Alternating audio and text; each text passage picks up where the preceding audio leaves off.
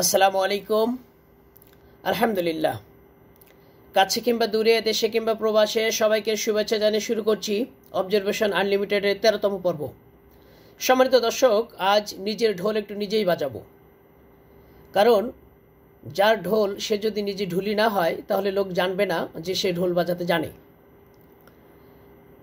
সম্মানিত দর্শক, শুরুতে একটা কথা আমি সবাইকে জানিয়ে রাখতে চাই, সেটা হলো আমি গতানুগতিক তথা প্রথাগত ইসলাম থেকে বেরিয়ে আসার জন্য কোরআন এবং সুন্নার আসল জায়গাতে আমাদের নিজেদেরকে প্রতিস্থাপন করার জন্য যে দুঃসাহসিক অভিযানে নেমেছি, আপনি বলতে পারেন এটা একটা দুঃসাহসিক কাজ। আমি যে দুঃসাহসিক অভিযান তথা অবজারভেশনে নেমেছি, এটা সাধারণত অনেক হুজুররা করবে না।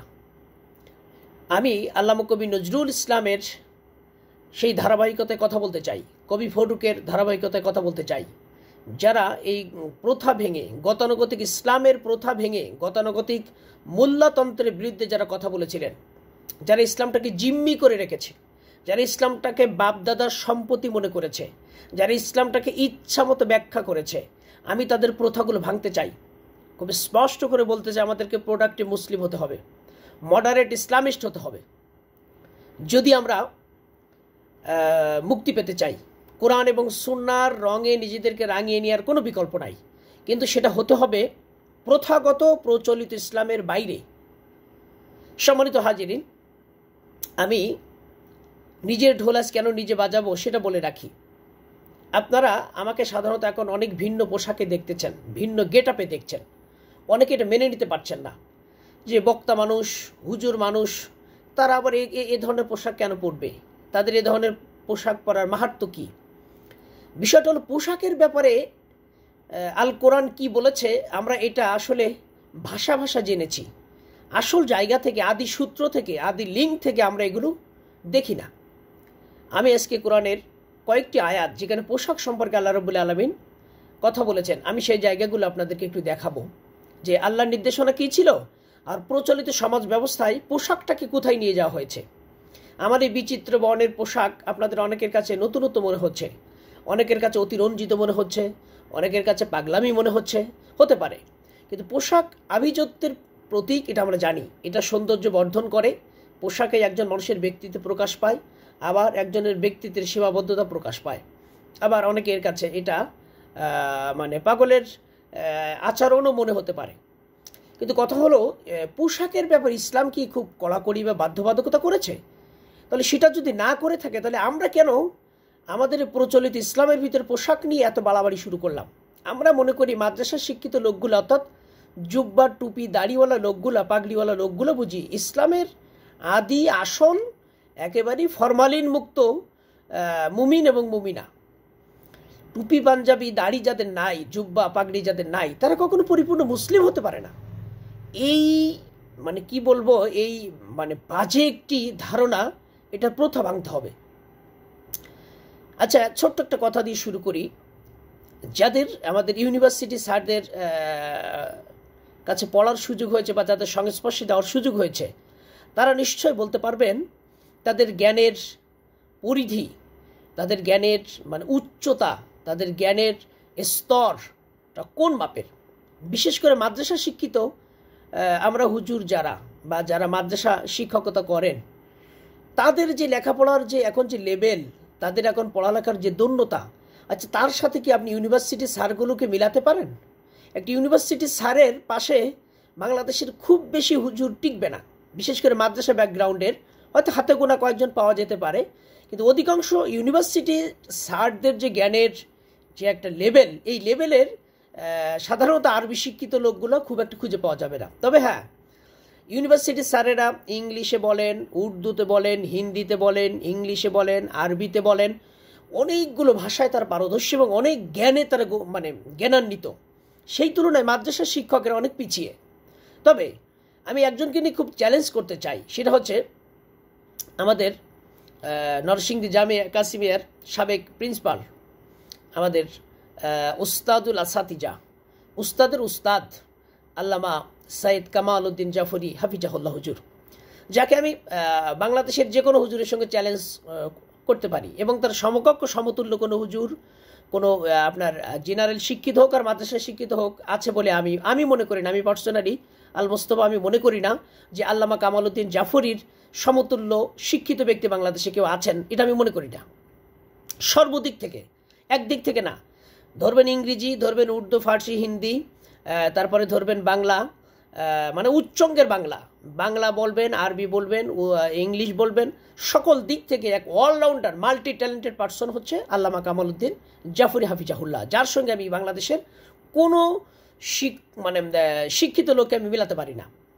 তো কথা হচ্ছে যে আল্লামা কামাল উদ্দিন জাফরি তো একজনই, ওই যে গড গিফটেড। আল্লামা কবি নজরুল যেমন গড গিফটেড, ঠিক এরকম যেমন আল্লামা সাইদি রহমতুল্লাহের পরে আর তো আমরা এরকম কাউকে পাইনি। ওয়াজের মাঠে তো আমরা অনেকেই কথা বলি বা হয়তো বলেছে বা বলবে, কিন্তু আল্লামা সাইদির এই রিপ্লেসমেন্ট আপনি কি কোথাও থেকে আনতে পারবেন? অসম্ভব, এটা নট ফর অ্যাকসেপ্টেবল সবার ক্ষেত্রে। তো এখন কথা হচ্ছে এই পোশাকি মুসলিম, মানে যারা টুপি জুব্বা দাড়ি আছে, আমরা এদেরকে পরিপূর্ণ কামেল মানুষ মনে করি, কামেল হুজুর মনে করি। কিন্তু যারা দাড়ি একটু খাটো রাখে বা ক্লিন শেপ, গেঞ্জি পরে, শার্ট পরে, টি শার্ট পরে, টুপি হয়তো মাথায় পরে না, সবসময় নামাজের সময় পরে, হয়তো বা পরে না, তাদেরকে আমরা মানে অসম্পূর্ণ মুসলিম মনে করি। যে না, এ লোক তো মুসলিম হতে পারে না, মুসলিমের লেবাস তো তার ভিতরে নাই। হ্যাঁ, তাকেও আছে, জ্ঞান আছে, কিন্তু তার পরিপূর্ণ লেবাস নাই, যার কারণে আমরা তাকে পরিমাপ করে এক সাইড করে ফেলি। তো আমি সেই জায়গায় একটু কথা বলতে চাই। আচ্ছা, পোশাকি মুসলিম আপনি গোটা পৃথিবীকে এবার বিচার করুন তো। আল্লামা ডক্টর জাকির নায়েক হাফিজাহুল্লাহ শার্ট পরা, টাই পরা একজন মানুষ, তার সঙ্গে ডিবেট করতে পারে একটা লোকের নাম বলেন আপনি, যে ইন্টারন্যাশনালি কোনো আন্তর্জাতিক কোনো মঞ্চে তার সঙ্গে বিতর্ক করবে, কোনো বিতার্কিক আপনি নাম বলেন দেখি তার সমকক্ষ। তিনি কম্পারেটিভ রিলিজিয়ানের উপরে যে তার যে দখল এবং অন্য ধর্মগ্রন্থের ভিতরে কি আছে, ইসলামের সঙ্গে তার কম্পেয়ারটা কি, এরকম করতে পারে একটা হুজুরের নাম বলেন আপনি। মনে হয় খুব একটা বেশি খুঁজে পাবেন না, এরকম ইসলামী স্কলারের দন্যতা আছে। তো আমি কেন এই পোশাকগুলো পরছি আপনার কাছে, এটা আপনার মেনে নিতে হয়তো আপনি দ্বিধান্বিত হচ্ছেন, কারণ আমি একটা পেশায় আছি, সেটা হচ্ছে বক্তৃতার জায়গাটা খুব সম্মানের এবং ইনকামের দুটো। আপনি গেলে ওই এলাকার সবথেকে ভালো বাড়িতে আপনাকে থাকতে দেবে, সবথেকে ভালো খাবারটা দেবে, সবথেকে ভালো বিছানা দেবে, সবথেকে ভালো সম্মানই দেবে, আপনাকে নাড়াই থাকবে, স্লোগান দিয়ে মাঠে নিয়ে যাবে, আবার নিয়ে আসবে, গাড়িতে নিয়ে আসবে, কখনো বিমানে, কখনো হেলিকপ্টারে, কখনো বাসে, কখনো ট্রেনে, এভরিথিং, কখনো প্রাইভেটে আপনি যাবেন। তো কথা হচ্ছে একজন বক্তার সম্মানের জায়গা অনেক। আমি সেই জায়গা থেকে আমার তো একটা পরিচয় আছে, বললে খুব বেশি হবে না। আমি আমাদের প্রিয় একজন দায়ী আমাদের মুফতি আমির হামজা ভাই থেকে আমি সিনিয়র, আর মিজানুর রহমান আজহারি হাফিজাহুল্লাহ ভাই তো অনেক পরে এসেছেন। আমি বক্তৃতার মাঠে তাদের থেকে সিনিয়র। আমি বলবো না যে আমি বক্তৃতার মাঠে খুব এগিয়েছি, না, আমি অনেক পিছিয়ে, কারণ আমি কন্ট্যাক্ট করতে পারিনি, টাকা গুনে নিতে পারিনি, আর আমি মিডিয়ায় খুব বেশি ব্যয় করতে পারিনি, আর মিডিয়ার তেল মারতে পারিনি, যার কারণে আমি অনেক পিছিয়ে আছি। এটা আমার কিছুটা নিজের সীমাবদ্ধতার কারণে। তো কথা হচ্ছে যে ধরে নেন বক্তৃতার মাঠে আমি তাদের সিনিয়র। এখনও কথা বললে প্রায় 15, 20, 22, 25 হাজার টাকা এখনও মানুষ আমার পকেটে দেয়। তাহলে আমার এত সুন্দর একটা পেশাকে আমি বিতর্কিত কেন করছি? আমি এই দুঃসাহসিক অবজারভেশনে কেন নেমেছি? এর একটাই মাত্র কথা, যে প্রচলিত ইসলামের প্রথা ভেঙে আপনাকে প্রোডাক্টিভ মুসলিম হতে হবে, আপডেট মুসলিম হতে হবে, মডারেট মুসলিম হতে হবে, আপনাকে ডিজিটালাইজড হতে হবে ইসলামের জন্য। তো এখন কথা হচ্ছে যে আমার এত সুন্দর পেশা, আমাকে যদি এই গেটআপে দেখে তাহলে তো আমাকে মানুষ সমালোচনা করবে, আমাকে নিয়ে বিতর্ক হবে, হোক, তাতে কি আসে যায়? কারণ হচ্ছে আমি তো প্রচলিত ইসলামের বিরুদ্ধে, প্রচলিত এই সমাজ ব্যবস্থার, এই কলুষিত সমাজ ব্যবস্থার মুখে পদাঘাত করে আমি এই চ্যালেঞ্জিং লাইফটাকে আমি বেছে নিয়েছি। কারণ সত্য কথা কাউকে না কাউকে বলতে হবে। এই জুলাই বিপ্লবে একটা বক্তাকে আপনি দেখান, যারা আমরা মাঠে খুব কথা বলি, মঞ্চ ভেঙে ফেলি, একেবারে কথা বলতে বলতে মাইকের ইউনিট কেটে ফেলি। জুলাই বিপ্লবের রাস্তায় একটা বক্তা দেখেছেন, আপনি নাম বলেন যে হুজুর এই অমুক বক্তার অবদান মাঠে আমরা খুব দেখেছি। আমি তো লাঠি হাতে মিছিল করেছি, অমুক পার্টি অফিসের সামনে আগুন দেওয়া থেকে শুরু করে প্রতিপক্ষকে ইসলামের জন্য, শুধু ইসলামের ভালোবাসায়, শুধু দিনের ভালোবাসায়, দেশ মাতৃর ভালোবাসায়, দেশত্ববোধের ভালোবাসায় আমি মাঠে কাজ করেছি, লাঠি নিয়ে মিছিল করেছি। ইসলামের বিপরীতে, ইসলামের অপোজিশনে যারা আছে তাদের বিরুদ্ধে আমি দাঁড়িয়েছি কেবলমাত্র শুধুমাত্র একমাত্র আল্লাহ সন্তুষ্টির জন্য। তাহলে মাঠে কথা বলেছি, ময়দানে পরীক্ষিত সৈনিক হিসেবে পরীক্ষা দিয়েছি। তো এই জন্য আমার কথা, আমার চলাফেরা অন্যদের থেকে ভিন্ন হবেই। আমি শুধু ওই প্রতি বছরের বক্তৃতা করে জমি কিনা আর ভালো ভালো খাওয়া, ব্যাংক ব্যালেন্স করা, এই হুজুর আমি নই। আমার একটা ভিন্নতা আছে। আমি বাংলাদেশের সবথেকে বড় ইসলামের সাংস্কৃতিক প্ল্যাটফর্ম, সেটা হচ্ছে সাইমুম শিল্পী গোষ্ঠীর আমি থিয়েটারের সদস্য ছিলাম। থিয়েটার করেছি আমি সাইমুম শিল্পী গোষ্ঠীর সঙ্গে। তো সাইমুম বাংলাদেশের বড় একটি ব্যানার, বড় একটি প্ল্যাটফর্ম, সেখানে আমি কাজ করেছি। আমি এফডিসিতে একটা সময় দিয়েছি, বাংলাদেশের অনেক সিনিয়র আর্টিস্টদের সঙ্গে আমার চলাফেরা হয়েছে। সুতরাং আপনি আমাকে শুধু মাদ্রাসার শিক্ষিত লোক বলে, হুজুর বলে ধরলে আপনার ধারণাটা ভুল হতে পারে, কারণ আমি গতানুগতিক হুজুর নই। আমার আল্লাহ অনেক প্রতিভা দিয়েছে, একমুখী প্রতিভা নিয়ে আমি জন্মগ্রহণ করিনি। আমি আমার এই প্রতিভাগুলোকে শানিত করতে পারছি না, কারণ হচ্ছে আমার আর্থিক দৈন্যতা, আমার ব্যাকগ্রাউন্ডের সীমাবদ্ধতা, যার কারণে আমি সামনে আগাতে পারিনি। জানি না কতটুকু পারবো, তবে নিজ চেষ্টায় এবং আপনাদের ভালোবাসা, আপনাদের উদ্যোগে, আপনাদের চেষ্টায়, সহযোগিতায় আমি এগিয়ে যাচ্ছি দিনের পর দিন ইনশাল্লাহ। আমি গতানুগতিক ইসলামের প্রথা ভাঙতে চাই, এটা হচ্ছে আমার মিশন অ্যান্ড ভিশন। তো এখন কথা হচ্ছে যে আমার এত সুন্দর একটা কেরিয়ার, আমার বক্তৃতার মাঠে এখনও 15-20 হাজার টাকা দিয়ে মানুষ আমাকে নিচ্ছে, সামনের দিন হয়তো আরও ভালো করব ইনশাল্লাহ। তাহলে আমি কেন এই জায়গা থেকে আমি বিতর্কিত হতে যাচ্ছি, আমি সমালোচিত হতে যাচ্ছি কেন? এই দুঃসাহসিক অভিযানে আমি কেন নামলাম? আমার অনেক প্রতিভা, যেমন ধরেন আমি গান লিখতে পারি, গজল লিখতে পারি, কবিতা লিখতে পারি, ছড়া লিখতে পারি, প্রবন্ধ লিখতে পারি। কারণ আমি 2বার জাতীয় পুরস্কার পেয়েছি প্রবন্ধ প্রতিযোগিতায়। 2009 এবং 10 সালে গোটা দেশে আমি চ্যাম্পিয়ন।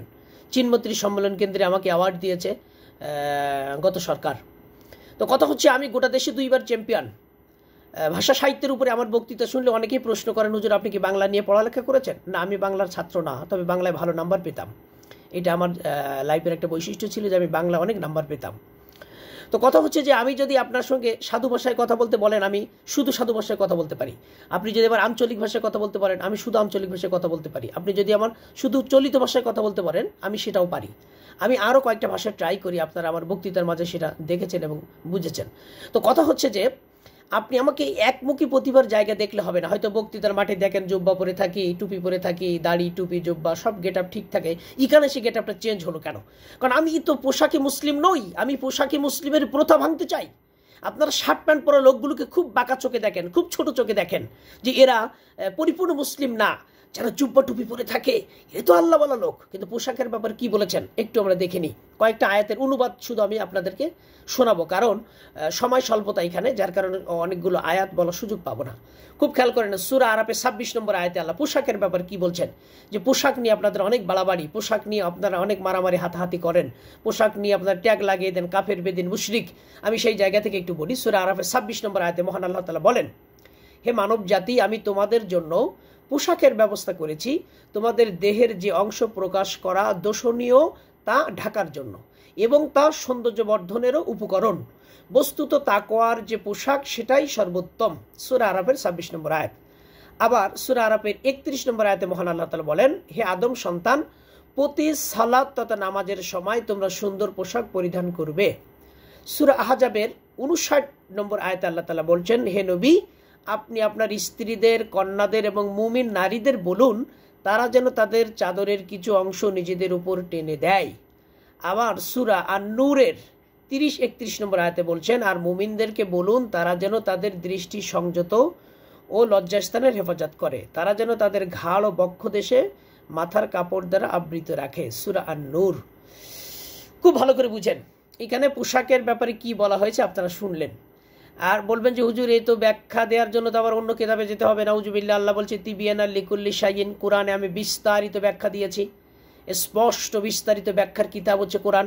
সুতরাং ব্যাখ্যার জন্য আপনার অন্য কোথাও যাওয়ার দরকার নেই। কোরআনে আপনি ভালো করে পড়লে, বুঝলে আপনি বুঝতে পারবেন যে বিস্তারিত ব্যাখ্যা বলতে আল্লাহ কি বুঝিয়েছেন। আমি ছোট্ট আকারে আয়াতের আরবি শব্দমালার কয়েকটা একটু বলি, তা নাহলে আপনাদের কাছে শুধু অনুবাদটা খালি খালি মনে হবে। আল্লাহ বলছেন, মিন আবসারিহিন্না ওয়া ইয়াহফাজনা ফুরুজাহুন্না, যে তাদেরকে বলুন, অর্থাৎ মুমিন নারীদেরকে বলুন তারা যেন তাদের দৃষ্টি নত রাখে এবং লজ্জাস্থানকে হেফাজত করে।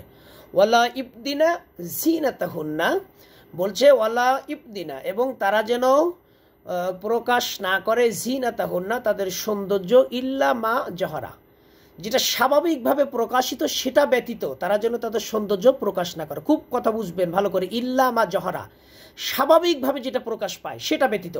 তাহলে কানের লতি থেকে অপর কানের লতি পর্যন্ত কাপড় দিয়ে টাইট করে কেন বাঁধতে হবে? একটা মেয়ের চুল দেখা গেলে গুনাহ হবে। যেটা স্বাভাবিকভাবে প্রকাশ পায় আল্লাহ বলছেন এটা ছাড়া অন্য জায়গায় ঢেকে রাখতে হবে। তো একটা মেয়ে মাথার উপরে কাপড় টেনে দিল, স্বাভাবিকভাবে তার চুল সামনে কিছু চুল দেখা যেতে পারে, এটা তো স্বাভাবিকভাবে। একটা কাপড় মাথার উপরে ফেলে দিলে স্বাভাবিকভাবে যেটা প্রকাশ পায় এটার অনুমতি আল্লাহ দিয়েছেন। তাহলে মুখ ঢাকতে হবে, হাতে মোজা, পায়ে মোজা, তারপরে হচ্ছে বিশাল জুব্বা পরে থাকতে হবে। কেন? আল্লাহ তো এখানে বলছে ইল্লামা জহরা, যেটা স্বাভাবিকভাবে প্রকাশিত এটা ছাড়া। আবার বলছে মিনহা ওয়াল এদরিবনা বি খুমুরিহিন্না। দেখেন খুব ভালো করে বলে বুঝেন, ওয়াল এদরিবনা এবং জড়িয়ে রাখে বি খুমুরিহিন্না তাদের উড়না, আলা জুয়ুবিহিন্না তাদের ঘাড় এবং বক্ষ দেশে। অথচ আমাদের দেশে সব কোরআনে অনুবাদে বলছে যে মাথার কাপড় যেহেতু তার ঘাড় এবং বুকে ফেলে দেয়, মাথার কথা তো এখানে কোথাও নাই। এখানে বলছে ওয়াল এদরিবনা বি খুমুরিহিন্না, জড়িয়ে রাখে তাদের উনাকে, আলা জুয়ুবিহিন্না তাদের মানে ঘাড় এবং বুকে। তাহলে এরা এই যে মাথার কাপড় কোথায় পাইল? এই কোরআন শরীফের সব জায়গায় দেখবেন মাথার, রহসুন মানে মাথা, এই রহসুন শব্দটা তো এখানে নাই। তাহলে এটা মাথাটা আনলো কোথা থেকে? অনুবাদের ভিতরে শব্দটা পাইলো কোথা থেকে? সব জায়গায় এরকম দাদাগিরি করেছে যে হাত মোজা পরতে হবে, পা মোজা পরতে হবে, মেয়েদের মুখ ঢেকে রাখতে হবে। আর আল্লাহ বলছে যেটা স্বাভাবিকভাবে প্রকাশ পায় এটার জন্য কোনো অপরাধ নাই, এটার জন্য কোনো গুনাহ হবে না, এটার জন্য তাকে কৈফিয়ত দিতে হবে না। তার মানে একটা লোক পোশাক পরলো, পোশাক পরার পর স্বাভাবিকভাবে যেটা প্রকাশ পায় এই স্বাভাবিকভাবে মানে প্রকাশ করার রাইটটার আছে। আল্লাহ বলছে ইল্লামা জহরা, যেটা স্বাভাবিকভাবে প্রকাশ পায় সেটা ছাড়া অন্য জায়গায় ঢেকে রাখতে হবে। তাহলে এখন কথা হচ্ছে আপনারা পোশাক নিয়ে বাড়াবাড়ি কেন করেন? পোশাকের ব্যাপারে তো ইসলাম লা ইকরাহা ফিদ্দিন, দিনের ব্যাপারে কোনো বাড়াবাড়ি তো ইসলাম করতে নিষেধ করেছে। তাহলে আপনি কেন বাড়াবাড়ি করেন? আপনি কেন পোশাকের বাধ্যবাধকতা নিয়ে কথা বলেন যে সবসময় গেট আপ নিয়ে থাকতে হবে, হুজুর হলে মাথায় টুপি থাকবে, পাগড়ি থাকবে, বিশাল দাড়ি থাকবে, জুব্বা থাকবে, তারপর হুজুরের দৃষ্টি নত থাকবে, মেয়েদের দিকে তাকাতে পারবে না, মেয়েদের সাথে কথা বলতে পারবে না। আম পাবলিক সব পারবে কিন্তু হুজুর পারবে না। আবার মেয়েদেরকে হাতে পায়ে মোজা পরে থাকতে হবে, মুখ খোলা যাবে না, পরপুরুষের সামনে মুখ দেখানো যাবে না, নানান ব্যাখ্যা দিয়েছে। এরা ব্যক্তি ইসলামের নিয়ম, এগুলো আল্লাহর ইসলামের নিয়ম না, এগুলো ইসলামের বিধান না। যাক, এখন আসেন আমার নিজের ঢোল আমি নিজে কেন বাজাতে চেয়েছি। আমার অনেক প্রতিভা আল্লাহ দিয়েছেন। আমি এই ছোট্টবেলা থেকে ওয়াজ প্র্যাকটিস করি। খেলার মাঠে বন্ধুরা খেলার শেষে আমার কাছে গল্প শুনতে চাইতেন, আমি সেই সময় ভালো গল্প বলতে পারতাম। আমি যখন রেডিওতে কথা বলতাম আমার বলার স্টাইল দেখে রেডিও অথরিটি অবাক হতেন যে আপনার বলাটা মানে মনে হয় যেন একবারেই খুব মানে বাড়িতে উঠানে বসে গল্প শুনছি। রেডিওতে যখন আমি প্রোগ্রাম করতাম, আমি গজল লিখতে পারি বললাম, গান লিখতে পারি, গান সুর করতেও পারি। বর্তমান সময় সব থেকে বড় গজল শিল্পী বাংলাদেশের জমিনে এখন যুবকদের আইকন, মানে the heart of million peoples, সেটা হচ্ছে আমাদের শিল্পী ওবায়দুল্লাহ তারেক ভাই, যিনি আমার লেখা অসংখ্য গান গেয়েছেন। আমি গর্বিত, আমি প্রাউড ফিল করি যে তারেক ভাইয়ের মতো শিল্পী আমার মতো নগণ্য জঘন্য লেখকের অসংখ্য গান গেয়েছেন। আমার লেখা নাটকে কাজ করেছেন হুমায়ুন রহিম, সিদ্দিকুর রহমান, তারপরে হচ্ছে আমিরুল হক চৌধুরীর মতো গ্রেট মেগা স্টাররা আমার লেখা নাটকে কাজ করেছেন। আমি যখন ছোটোবেলায় ক্রিকেট খেলতাম আমার বলে এত জোর ছিল যে আমার প্রতিপক্ষ কেউ ব্যাট হতে ভয় পেত। সাধারণত আমরা যে ভাগাভাগি করে প্লেয়ার ভাগ করে নিয়ে খেলতাম তখন আমার বিপক্ষে অনেকেই খেলতে চাইতো না, বলে এত গতি ছিল। ভালো ক্রিকেট খেলতাম, এলাকায় খবর নিলে জানবেন। আমি ভালো বিতার্কিক ছিলাম। আমার মাদ্রাসা বলেন, আমার প্রাইমারি বলেন, আমার জীবনে আমি অনেক পুরস্কার আমার প্রতিষ্ঠানে এনে দিয়েছি। আমি বইপাঠ প্রতিযোগিতায় গোটা বাংলাদেশের খুলনা জেলায় আমি প্রথম হয়েছিলাম। বইপাঠ প্রতিযোগিতা, ইসলামী ছাত্র শিবিরের বইপাঠ প্রতিযোগিতা, আমাদের জাতিসত্তার বিকাশ ধারা, তারপরে হচ্ছে মানবতার বন্ধু নঈম সিদ্দিকের লেখা, মোহাম্মদ আমাদের জাতিসত্তার বিকাশ ধারা আব্দুল মান্নান তালিবের লেখা, সম্ভবত মেবি হতে পারে। তো এই বইগুলো অনেক কঠিন বই পড়ে জেলা পর্যায়ে প্রতিযোগিতা আমি ফার্স্ট হয়েছিলাম। আমাকে একটা ক্রেস্ট দিয়েছিল, সেই ক্রেস্টটা আমি ইসলামী ছাত্র শিবিরের অফিসে জমা দিয়েছিলাম। ৩,০০০ টাকা পুরস্কার দিয়েছিল ফার্স্ট প্রাইজ হিসেবে। সেই ৩,০০০ টাকা পুরস্কার আমি ধরে ইসলামী ছাত্র শিবিরকে দিয়েছিলাম। যে সময় আমি ৫০০ টাকা সাইকেল চড়ে বেড়াতাম। ৫০০ টাকাতে একটা সাইকেল কিনেছিলাম, তার কোনো মাঠঘাটটার ছিল না, দেখলে মানুষ হাসতো। আর এত পাগল ছিলাম, দাড়িপাল্লার এত পাগল ছিলাম যে 2টা নাইটকেলের মালা দিয়ে দাড়িপাল্লা বানিয়ে আমার সাইকেলের সামনে ঝুলিয়ে রাখতাম। আমার পিঠে থাকতো দাড়িপাল্লার সিল, আমার সামনে থাকতো দাড়িপাল্লার সিল, আমার টুপিতে থাকতো দাড়িপাল্লার সিল। মানে যেটা করেছি সে খুব ভক্তি সহকারে করেছি। আবার সাথী শপথ, ইসলামের সাথী শপথ যেদিন হয় সেদিনে মারামারি করেছি। আমার সাথী শপথ সেদিন আটকে যেতে পারতো। এত দুঃসাহসিক কাজ আমি জীবনে করেছি। আমি অনেক বড় বড় শিক্ষকদের সামনে দাঁড়িয়ে তাদেরকে ইসলামের অপোজিশনে যাওয়ার কারণে আমি শাসন করেছি, এমনও রেকর্ড আমার আছে। মারধর করেছি, এমন রেকর্ডও আছে। কথা হচ্ছে সেটা না, কথা হচ্ছে আমার অনেক প্রতিভা আল্লাহ দিয়েছেন। আমি লিখতে পারি, আমি টুকটাক গাইতে পারি, আমি টুকটাক খেলতে পারি। আপনি যে প্ল্যাটফর্মে আমাকে নিয়ে যাবেন, টানা 3 মাস শ্রমিকের কাজ করেছি খুলনা একবার মেইন পয়েন্টে যে শপিং মল, এখানে আমি টানা 3 মাস কাজ করেছি শ্রমিক হিসেবে।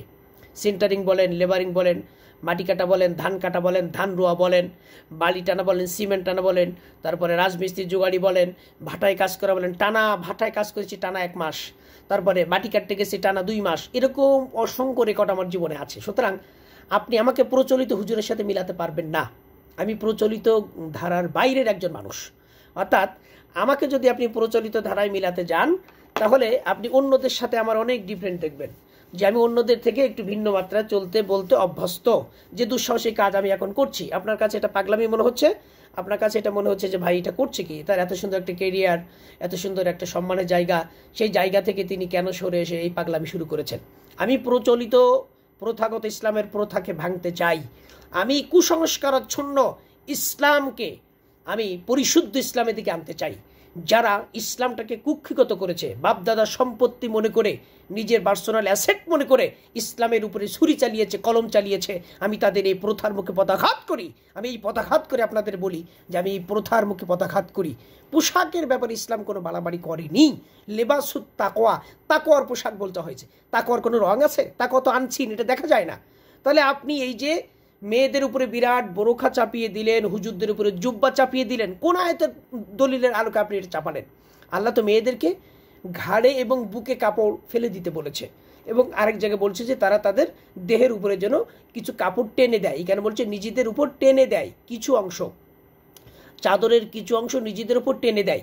তো চাদরের কিছু অংশ নিজেদের উপর টেনে দেওয়ার অর্থ কি আটঘাট করে, আটসাট করে নিজেকে একেবারে একটা প্যাকেজের ভিতরে নিয়ে আসা? আপনি কোথায় পেয়েছেন? এত বাড়াবাড়ি কেন আপনার? এই ধৃষ্টতা আপনি কোথায় পেয়েছেন? আল্লাহ যেটা বলেন আপনি সেটা বলতে গেলেন কোন সাহসে? আল্লাহ বলেছেন যে চাদরের কিছু অংশ নিজেদের উপরে টেনে দেয়। তা চাদরের কিছু অংশ যদি নিজেদের উপরে সে টেনে দেয় বা টেনে দিতে যায়, তাহলে তাকে আটঘাট করে বাঁধতে হবে কেন? এ তো স্বাভাবিক প্রক্রিয়া, এটা খুব ইজি একটা মুডে সে এটা করবে। তাহলে আপনি এটাকে কেন চাপিয়ে দিচ্ছেন? আপনি বলছেন না হাত মোজা পরতে হবে, পা মোজা পরতে হবে, মুখ কোনো মতেই কারোর সামনে খোলা যাবে না, এ কানের লতি থেকে ও কানের লতি কাপড় আটঘাট করে বাঁধতে হবে কেন? আল্লাহ তো বলেছে ইল্লা বা জহরা, স্বাভাবিকভাবে যেটা প্রকাশ পায়, খুব ইজিলি যেটা প্রকাশ পায়, এর জন্য আল্লাহর কাছে কোনো কৈফিয়ত দিতে হবে না, কোনো গুনাহ হবে না। তাহলে আপনি এটা বাধ্যবাধকতা করলেন কেন? আপনি এটা কম্পালসারি করলেন কেন? আপনি আবশ্যক করলেন কেন? আপনি চাপিয়ে দিলেন কেন? এই রাইট আপনি কোথায় পেলেন? ইসলাম তো এরকম কিছু বলেনি। আল্লাহর কোরআনের আয়াতগুলো কত সাবলীল, কত স্বচ্ছ এবং কত ইজি, যে একটা লোক পোশাক পরবে এবং তার পোশাকের স্বাভাবিক যে নেচারটা, এই নেচারটার করা তার রাইট আছে।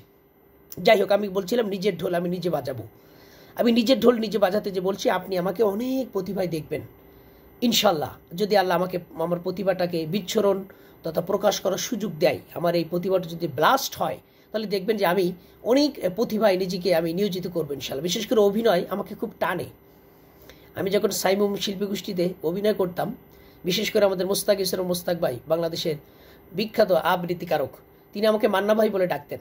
সাইমুমের অনেক ভাইরা আমাকে মান্না ভাই বলে ডাকতেন। আমি মান্নার ওই ভোকালটা খুব ধারণ করতাম, মান্নার ভোকালটা আমি দিতে পারতাম, একসময় খুব ট্রাই করতাম।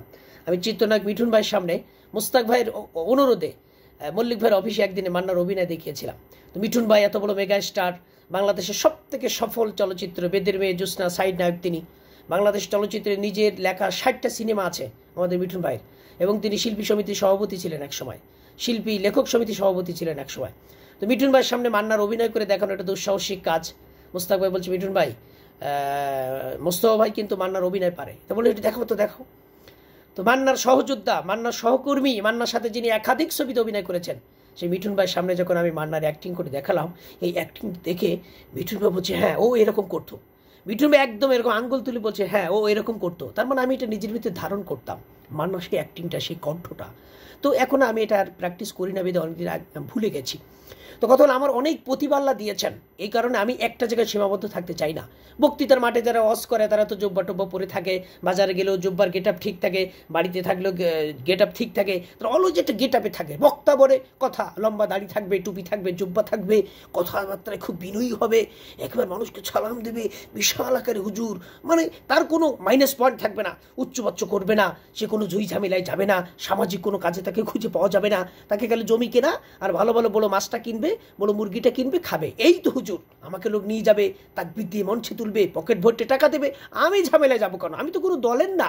হ্যাঁ, এই জায়গায় এসে ধরা। হ্যাঁ, মানে সে কোনো দলের যেতে চায় না, তার ফেসবুক পোস্ট খুঁজলে কোনো দলের বিরুদ্ধে একটা পোস্ট দেখবে না, মানে বাতিলের বিরুদ্ধে কোনো পোস্ট নাই, সে স্বতন্ত্র থাকতে চায়। ওই সেই মনে আছে বনি ইসরাইলদের মতো হজরতে দাউদ আলাইহিসসালামের জবুর কিতাব শুনতে যখন নদীর মাছ চলে আসতো, গাছের পাখি দাঁড়িয়ে যেত, তখন একটা পক্ষ মাছ ধরতে লাগলো, আরেকটা পক্ষ নিষিদ্ধ করতে লাগলো, আরেকটা পক্ষ ছিল নিরপেক্ষ। তারা কোনো দিকে না, মাছ ধরা নিষিদ্ধ করে না, তারা মাছ ধরার পক্ষেও না, তারা নিরপেক্ষ। তারা সব বানর হয়ে গিয়েছিল, বলছে নিরপেক্ষ এবং মাছ ধরাকারীরা বানর হয়ে গিয়েছিল। তো আমাদের বক্তাদের ভিতরে অধিকাংশ নিরপেক্ষ এবং স্বতন্ত্র। তারা বক্তৃতার মাঠে লম্বা লম্বা কথা বলে, কিন্তু ফেসবুক পোস্টে একটা সত্য পোস্ট দেখবেন না। এই জুলাই বিপ্লবে একটা বক্তাকে আপনি দেখেন যে রাস্তায় দাঁড়িয়ে ছাত্রদের সাথে সে একাত্মতা ঘোষণা করে জিহাদ করেছে, জিহাদি বক্তৃতা করেছে, জিহাদের জন্য উদ্বুদ্ধ করেছে, একটা বক্তাকে দেখান, পাবেন না। এই জন্য কথা হচ্ছে আমাকে আপনি মিলাতে পারবেন না, আমার জায়গাটা একটু ভিন্ন। আপনি যদি আমাকে শুধু পোশাকি হুজুর মনে করেন, আপনি যদি মনে করেন যে এই প্ল্যাটফর্মে গেট আপ হুজুরের গেট আপ হলেই তো হয়, তো হুজুরের একটা গেট আপে তো আমি থাকতে চাই না। আমি তো বহু চরিত্রে আমার নিজেকে চিত্রায়িত করতে চাই। এটা আপনি মানেন আর না মানেন, আপনার কাছে ভালো লাগুক আর না লাগুক, আমি আমার কেরিয়ারটাকে ভিন্ন মাত্রায়, ভিন্ন রকম, ভিন্ন আঙ্গিক উপস্থাপন করতে চাই। আমি চাই না কেউ আমাকে শুধু পোশাকে হুজুর বলুক, কেউ আমাকে প্রথাগত হুজুর বলুক, কেউ আমাকে প্রচলিত ইসলামের পাবন্দি বলুক, বরং আমি এই প্রচলিত প্রথাগত প্রথার মুখে পদাঘাত করে আমি এক প্রোডাক্টিভ মুসলিম হওয়ার জন্য আপনাদেরকে উদারত আহ্বান জানাবো। সম্মানিত ভিউয়ার্স, আমার সময় শেষ হয়ে আসছে। আশা করি আমার এই যে প্রচলিত প্রথার বিরুদ্ধে আমি যে যুদ্ধ ঘোষণা করি, আমি যে অবজারভেশনে নেমেছি, আমার এপিসোডগুলো আপনাদের কেমন লাগছে একটু জানাবেন। আমি যে একটু ভিন্ন মাত্রার লোক, ভিন্ন আঙ্গিকে চিন্তা করার লোক, এটা নিশ্চয়ই আপনারা বুঝেছেন। মানে আমি শুধু এক ধারায়, এক জায়গায়, এক প্ল্যাটফর্মে সীমাবদ্ধ থাকতে চাই না। আমি আল্লামা কবি নজরুল ইসলামের মতো বহুমুখী প্রতিভার অধিকারী হতে চাই এবং বহুমুখী প্রতিভাগুলোকে প্র্যাকটিস করতে চাই। আমার এই বহুমুখী মাল্টি ট্যালেন্টেড যে মেধা আল্লাহ দিয়েছেন, এই মাল্টি ট্যালেন্টেড মেধাটাকে আমি শানিত করতে চাই আপনাদের সহযোগিতায়, আপনাদের ভালোবাসায়। সম্মানিত উপস্থিতি, আজ এ পর্যন্ত।